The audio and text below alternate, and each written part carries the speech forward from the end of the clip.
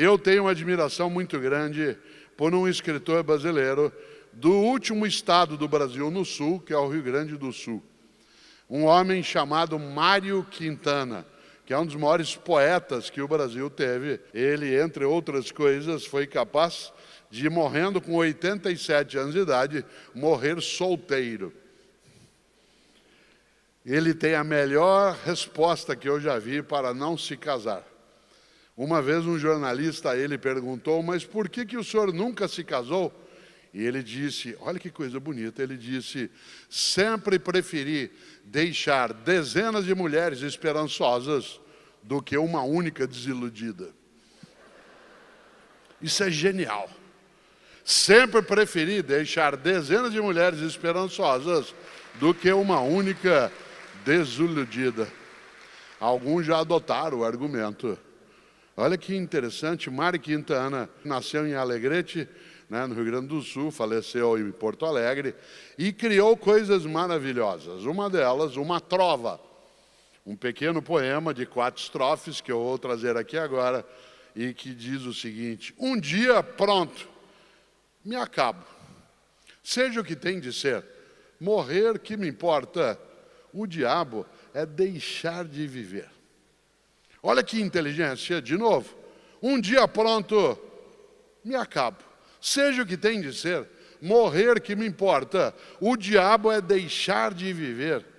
E quando você deixa de viver, não é apenas porque teu corpo faleceu.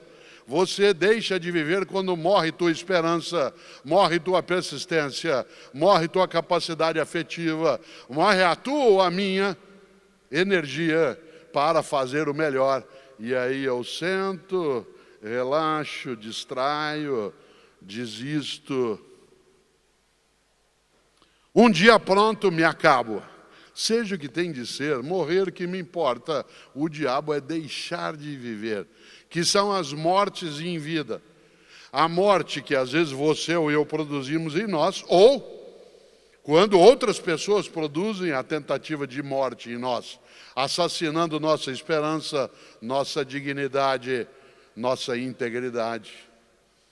Pessoas que são humilhadas no trabalho por conta da cor da pele, da religião que praticam, do cargo que ocupam, da escolaridade que têm.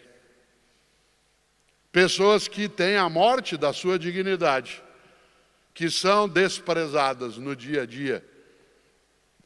Interessante porque existe a morte física. E o grande José Saramago, quando produziu, talvez para mim, a segunda melhor obra dele que eu já li, que é Ensaio sobre a Cegueira, ele levanta um pouco essa ideia de nós ficarmos obscurecidos na nossa visão de que ser humano é ser junto e que nós temos que fazer o nosso melhor para isso. Quantas pessoas também aqui nesse espaço, por conta da sua origem, sua sexualidade, sua formação, sua etnia, foram ou são objetos de mortes cotidianas, em que a outra pessoa, no lugar de fazer aquilo que é o melhor para a nossa convivência, harmonia, ao contrário, ela opera, age na direção de uma vida que, além de curta, fique mais pequena ainda.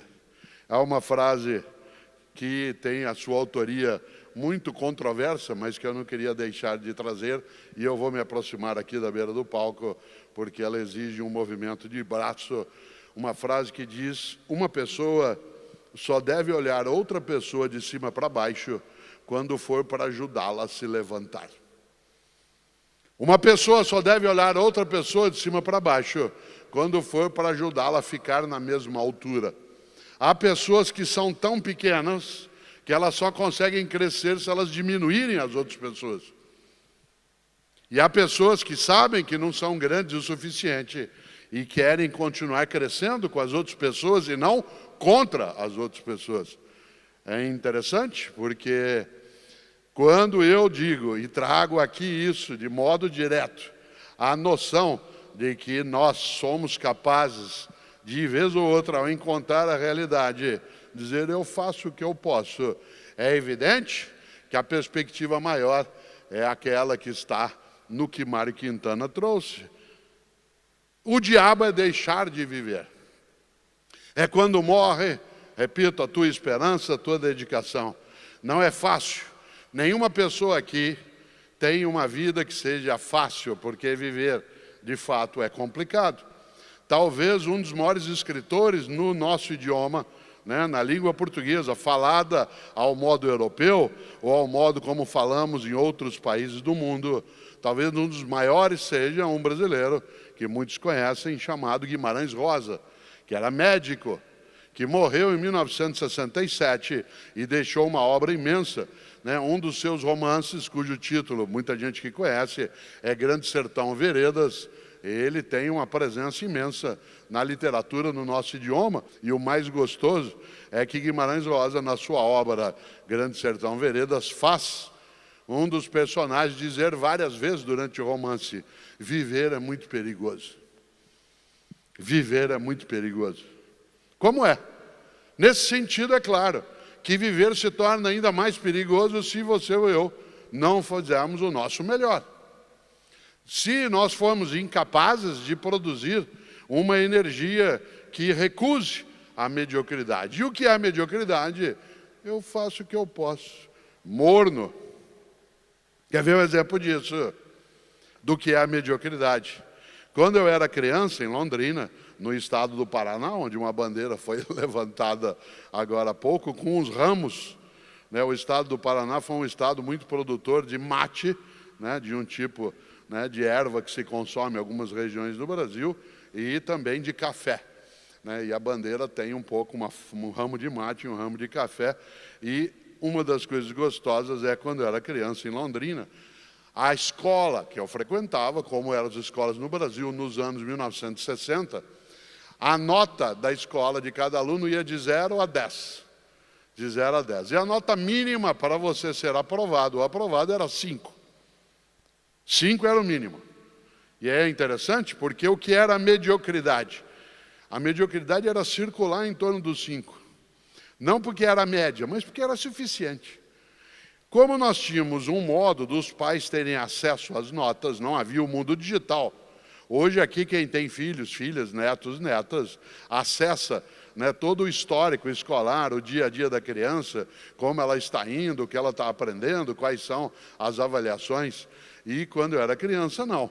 Cada um de nós, na escola e na sala de aula, tinha uma pequena caderneta, um caderninho, com a tua foto, teus dados, e que nessa caderneta se anotava, ela ficava na escola, a caderneta, se anotava as tuas faltas, observações da escola e as tuas notas.